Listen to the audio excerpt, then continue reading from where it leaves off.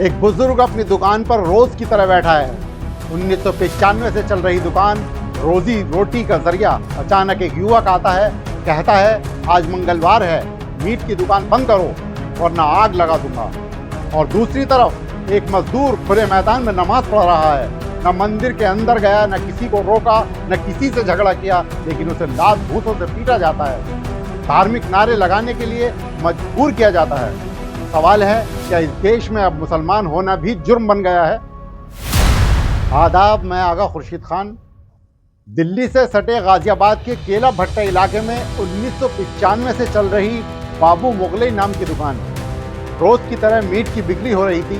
तभी आता है सत्यम पंडित। वो मुस्लिम दुकानदार को धमकाता है, मंगलवार को दुकान किसने खोलने दी, बंद करो वरना आग लगा दूंगा। खुद भारतीय जनता पार्टी और आरएसएस से जुड़ा बताने वाला शख्स, खुद को राष्ट्र हिंदू वीर सेना का राष्ट्रीय अध्यक्ष बताने वाला वीडियो उसने खुद अपने फेसबुक पर डाला। कैप्शन, जय श्री राम बाबा, सारी मीट शॉप बंद करा दी। लेकिन वीडियो वायरल हुआ, पुलिस हरकत में आई और आरोपी को शांति भंग के आरोप में गिरफ्तार किया गया। मंगलवार में मीट की दुकान चल रही है, परमिशन है मंगलवार की परमिशन है। मालिक कौन है? मालिक आप हो? मंगलवार बंद करो तुरंत। अरे बंद करो, हटाओ तुरंत। सामने बंद नहीं दिख रहा तुम्हें? इतनी शर्म नहीं? मंगलवार खुद पे क्या पड़ रहा? हटाओ तो तुरंत। ये दुकान पागल है ये?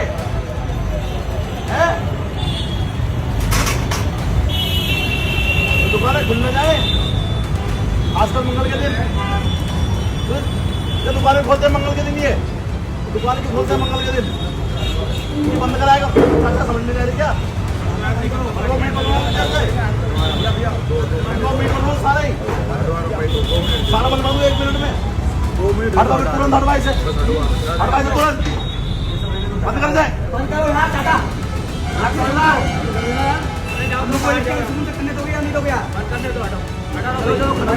बंद कर अभी तुरंत, बंद कर जाऊंगा। हटाई से अंदर कर, 1 मिनट बंद कर से। और मंगल को दुकान खुली दिख रही ना, आग लगा दूंगा 1 मिनट में। अंदर तुम्हें छूट दे रखे हमारे मंगलवार सामने बोलने का मंदिर, हनुमान मंदिर तुम्हें यहाँ से तो मंदिर दिखाई बार उधर मंदिर दिखा, हनुमान जी का। यहाँ सवाल उठता है, क्या किसी नागरिक को यह अधिकार है कि वो अपनी धार्मिक भावनाओं के नाम पर दूसरों की रोजी छीन ले? यह किस्सा था गाजियाबाद का। अब चलते हैं रुद्रपुर, जिला उधम सिंह नगर। एक मुस्लिम मजदूर मोहम्मद शाहिद खुले मैदान में नमाज पढ़ रहे थे। वीडियो में साफ दिखता है एक शख्स लात घूंसे और डंडों से मार रहा है, धार्मिक नारा लगाने को कह रहा है, धमकी दे रहा है, नहर में फेंक देंगे।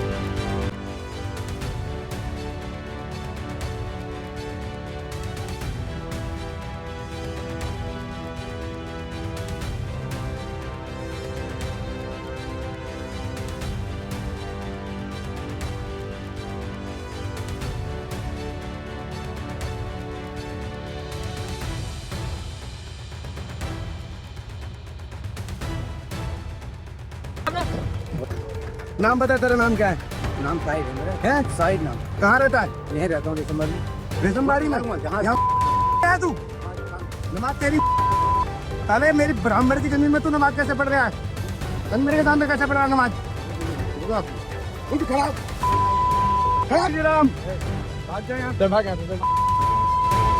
एसएसपी अजय गणपति के अनुसार आरोपी अरविंद शर्मा के खिलाफ एफआईआर दर्ज हुई है।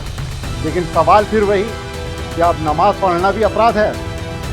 क्या अब किसी को अपनी इबादत के लिए भीड़ से इजाज़त लेनी पड़ेगी? ये अलग अलग घटनाएं हैं। ये दो खबरें सिर्फ दो शहरों की नहीं हैं, ये एक माहौल की कहानी है। कभी ट्रेन में नाम पूछकर मारपीट, कभी सड़क पर टोपी देखकर हमला, कभी लव जिहाद के नाम पर हिंसा, कभी मस्जिद के बाहर उकसावे। देश का संविधान कहता है हर नागरिक को अपने धर्म का पालन करने की आज़ादी है, लेकिन ज़मीनी हकीकत क्या है? डर और सुरक्षा और एक खामोशी। क्या सत्ता की चुप्पी ऐसे लोगों का हौसला बढ़ाती है?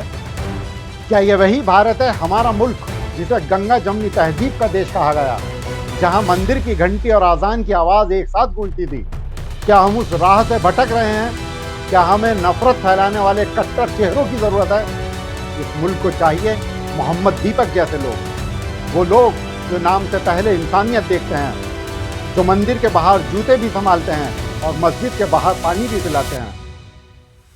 मेरे प्यारे वतन, तो सिर्फ जमीन का टुकड़ा नहीं, तू करोड़ों दिलों की धड़कन है। गाजियाबाद की दुकान हो या रुद्रपुर का मैदान, बात सिर्फ एक मुसलमान की नहीं है, बात उस भारत की है जहां हर मजहब को जीने का हक मिला था, जहां रोटी रोजी और इबादत पर पहरा नहीं होता था।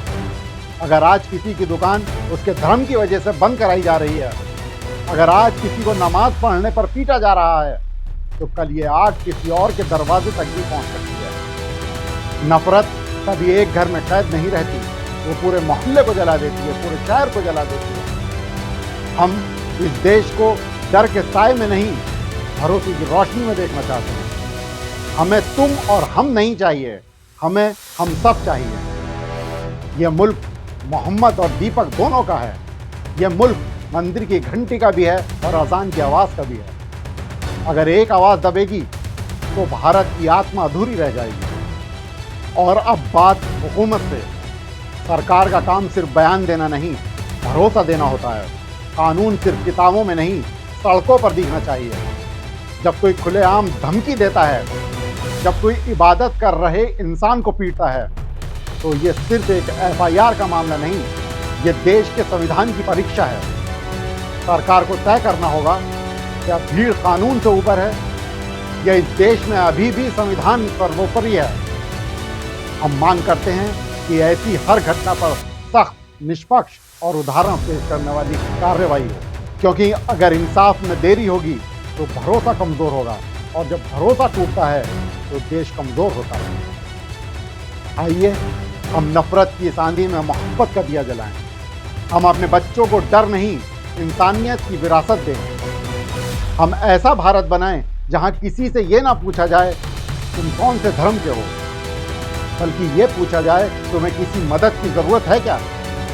याद रखिए, मुल्क नारे से नहीं, रिश्तों से बनता है, और रिश्ते मोहब्बत से बनते हैं। भारत को नफरत नहीं, इंसाफ और भाईचारे की ज़रूरत है। यही मुस्लिम टुडे की आवाज़ है, यही मुस्लिम टुडे का पैगाम है। शुक्रिया।